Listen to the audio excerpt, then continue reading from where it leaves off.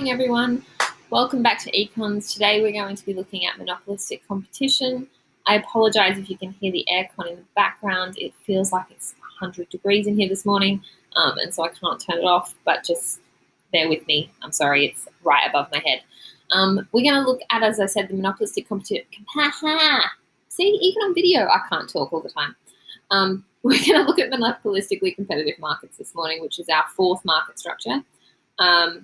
It's the last one we're going to look at. It's not quite the end of theory of the firm. We've got a little bit to do after this. We have to look at some concepts like price discrimination, but we're fundamentally getting to the end. So I'm going to try and get through this whole topic in this video today. If you don't make it through because you're stopping and taking notes and going back, that's all right. You will have some time for homework to work on this. But just keep in mind that next lesson we're going to start doing some practice. So please make sure you've at least watched the whole video by the start of tomorrow's lesson. So let's get started. Now, as usual, I've provided a video for you to watch on the characteristics. You don't have to watch it now. It's in the slides that I've linked on Teamy.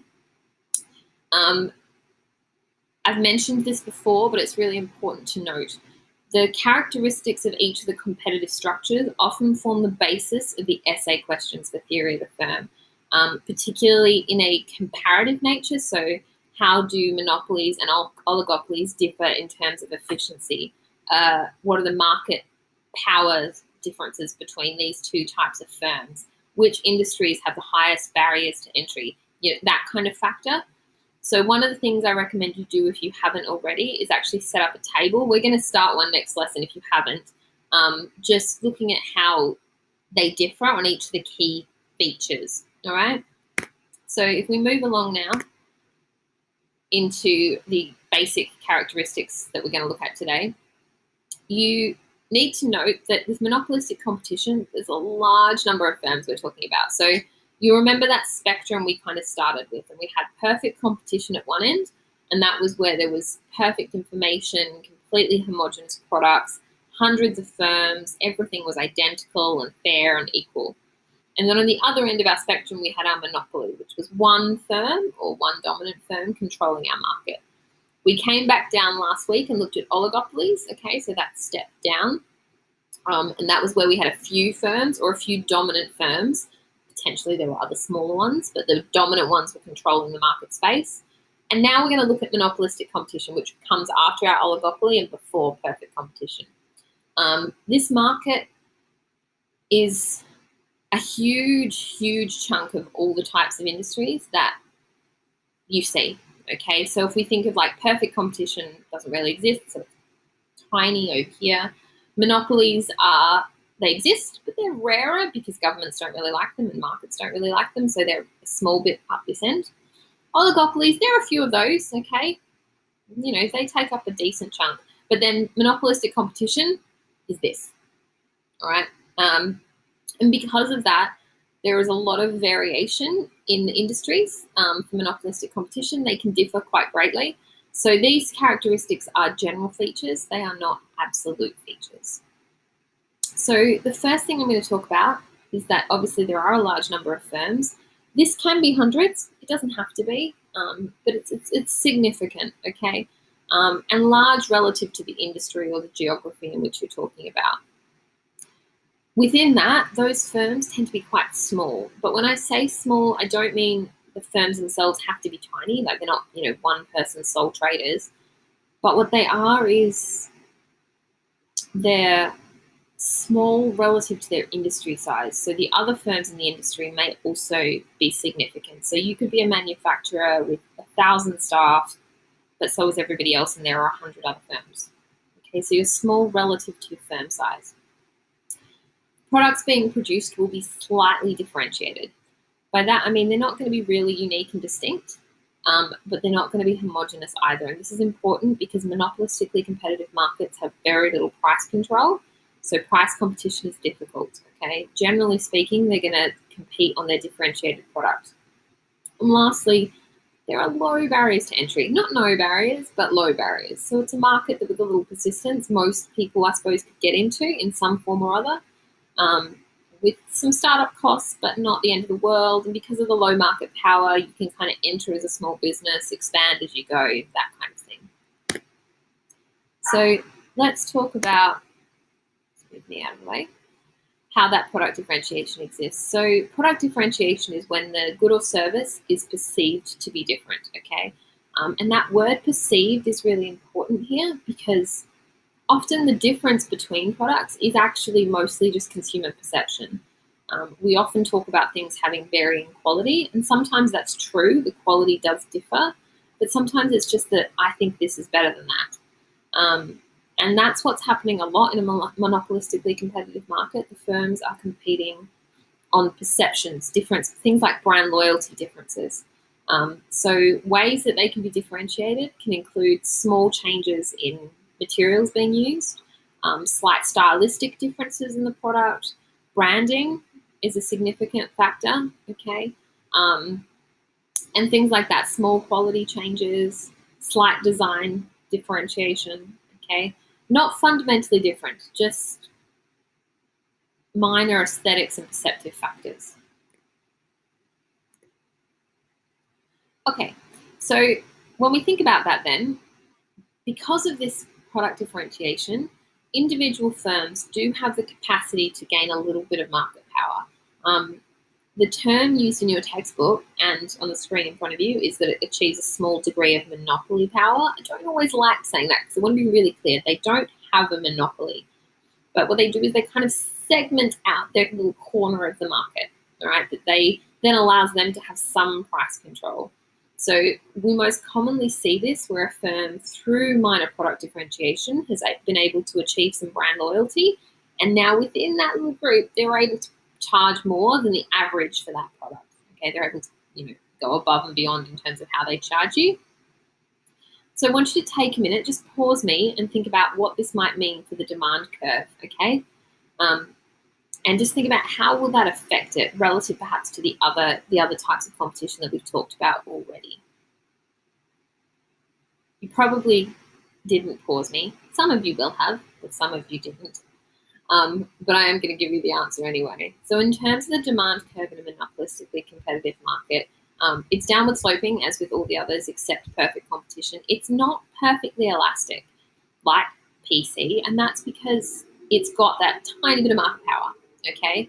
The product differentiation means it's not completely a substitutable product. It's not perfectly substitutable from one to the other. So there is some degree of slope. It's not going to be inelastic, okay? Like say the oligopoly, it's not going to have that degree of slope, but it is going to have some, okay, to reflect the fact that it's got a bit of market power, not none. Gosh, I really didn't think about my video when I did these slides. Anyway, so if we look at the graph I've got in front of me, you'll see here it's just a short run graph, okay, and it looks really similar. So you'll notice the firm graphs, aside from perfect competition, they look the same, okay? Aside from the degree of slope you might be tackling, fundamentally it is the same graph you are drawing. And because of this, okay, we get all the same curves you use normally, we're just going to alter our slope. Now that product differentiation, as I mentioned, leads to some degree of brand loyalty, which means that that firm can then raise its prices. I want to say a really common example of this is a company like Apple, but Apple falls on the cusp of like oligopolistic, so I don't really want to use that example, but it's the basic idea. We buy it and we pay more for it because of the brand, as opposed to because the product is spectacularly different, okay? And so because of this, we have our downward sloping demand curve. So let's talk about the short run situation. So with our short run, okay, just like with perfect competition and with our others, it's possible for them to earn super or subnormal profits in the short run. You can see the two images on your screen right now. It's the same rules that have already applied, so I'm not going to spend a lot of time talking about this because it's exactly the same structure. It depends where your ATC curve is. If your price point is below your ATC curve, okay, you're going to experience your losses. Above, you're not. You get where I'm going, okay? So this is in the short run, okay? So in the short run, it can be supernormal, subnormal, which means it's got all the same challenges in terms of efficiencies, etc. So given that, and given you know it's the same, I want you to now stop and think about the long run, okay? I want you to think about the fact that there aren't a lot of barriers to entry. We know, we've seen that before, okay? So what do you think happens in the long run when the firms are experiencing, I suppose, short-run profits, okay, in a monopolistically competitive market? Or what would happen if there was a short-run loss? I'm going to take a minute. I want you to pause the video now, even if you didn't before. Pause it. You're going to pause the video, and I want you to check in your small group chat and just have a bit of a quick chat. What do you think is going to happen?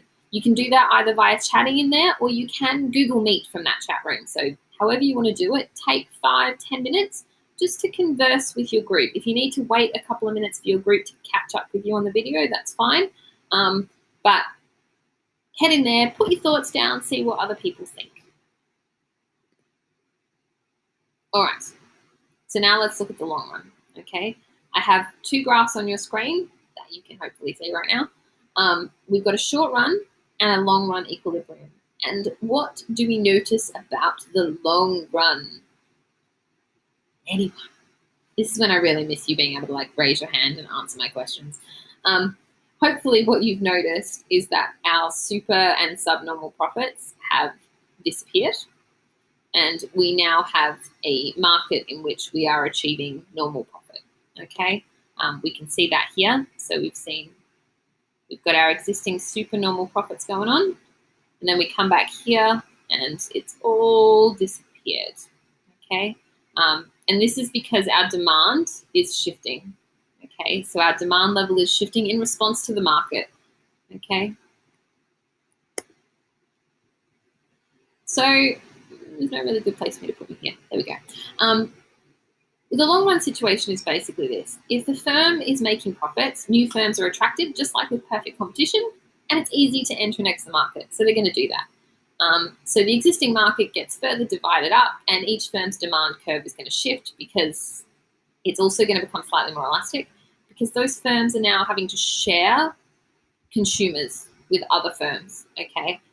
The consumer now has more options, so they're less dependent on the original product, thus the change in elasticity and the shift in the curve, all right? So I'm just going to repeat that for those who didn't quite catch it. So let's imagine we've got 10 consumers and they're being shared between 5 firms, okay? We add a new firm to the market. Those consumers now need to be distributed between 6 firms. So every firm is going to experience a drop in the quantity demanded. The curve is going to shift. Aside from the shift, though, it's also going to have an elasticity change. It's going to become more elastic. And that's because the firm's product is now more substitutable. There is now another option. So before, where there were 5 options for the consumer to choose, there's now 6 options for them to choose. So because it's now more substitutable, it's become more elastic, okay? And so we see a shift and we see the elasticity change. I'm just going to go back a slide. And you can see that on here. So we've got here, I haven't got a mousey pointer thing, but you can see that on this one, we've got it out here and more inelastic. It's not inelastic, it's just more inelastic. And then we come over here and the slope has changed and it's moved across to the left. All right. So this process of shifting and tilting will basically continue until your average firm within the market is just making normal profits. Okay, it will just kind of self-correct until that takes place, and then when the average is making normal profits, there's no incentivization to enter the market at that point. Okay, so basically, if we think about that in terms of our long-run monopoly then at this point, okay, does that mean that no firms in monopolistically competitive markets will be able to make super normal profits in the long run ever? What I want you to do is I want you to take a minute to think about it, pause me again, and go and discuss in your small group chats, what do you think? Is it possible, unlikely, impossible? Take a minute, see what you think, and then head on back over.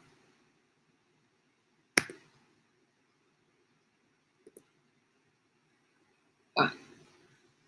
So hopefully you've had a chat and you've now come back to me.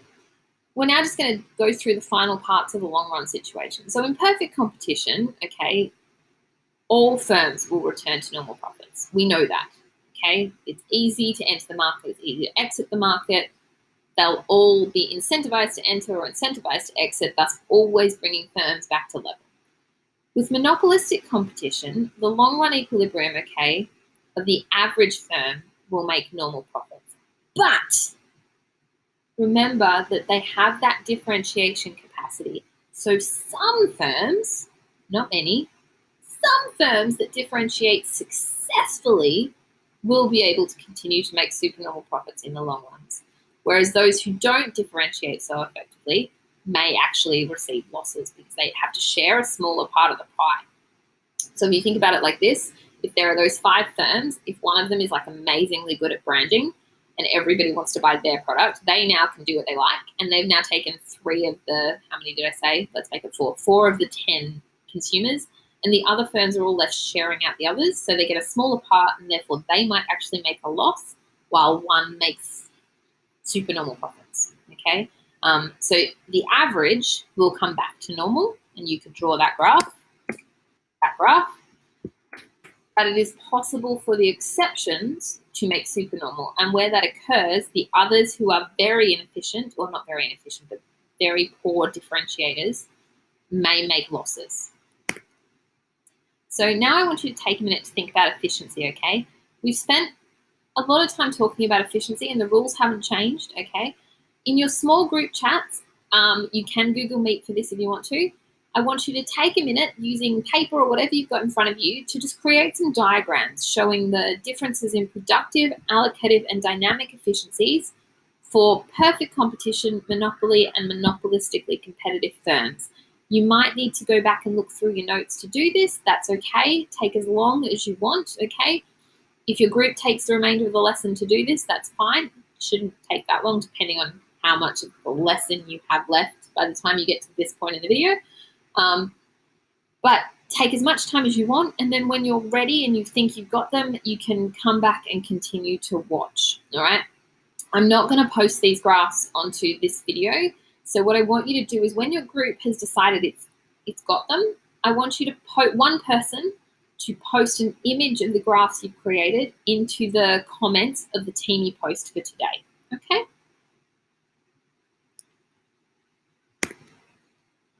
Now, the next activity, you're going to go back to your group chats for me, okay? And again, you're going to use some more diagrams. And I want you to show me why monopolistically competitive firms won't be allocatively or productively efficient, okay? Why aren't they those things? It might take you a little minute to work it out. Again, spend some time with your group chat. Once you've decided, create your graphs. When you're happy with your graphs, post them in the comments on Teamy for me. Pause me now, go away and do that. All right. Hopefully you paused me and went away and did that last work. If you didn't, make sure you do it shortly after this. The last thing I just want to talk about today is that price and non-price competition. So firstly, just some examples of non-price competition, things like innovation, so firms that are more creative in how they change their product and how they upgrade and what they do that's unique and effective.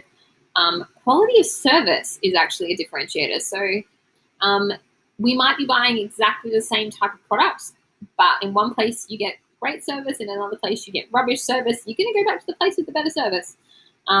Free upgrades, sales and things are a good way to kind of convince people to buy your product. So like buy this iPad, get 2 extra gig of RAM. Exclusivity is a way to differentiate. So the example that you're looking at on the board is PlayStation Plus, which I don't actually think exists anymore, but anyway. Now, of course, though, when we talk about things like, say, gaming industries, you've got exclusive games tied to the systems. So, you know, if you want to play The Last of Us, you've got to have a PS4 or higher. So, like that kind of connectivity, that exclusivity buys you in. Loyalty schemes. How many of us have like a loyalty card that gets us bonus points when we go back to the same store every time, and eventually at some far distant future that you never seem to get to, they will give you something as a reward for your many, many purchases. Branding, of course, you know, think about the brands that you know, that logo, that sound, that tune, the second you see it. You know, think McDonald's, Apple, Samsung, Nike, these things that you don't even have to know what product they're selling this month. You just know them. And then, of course, like I said, sales promotions. So, free shipping, 20% off this week, get this, get that free. And so these are all non-price competition mechanisms. But so what I want you to think about, though, is what gives monopolistically competitive firms some ability to compete on the basis of price?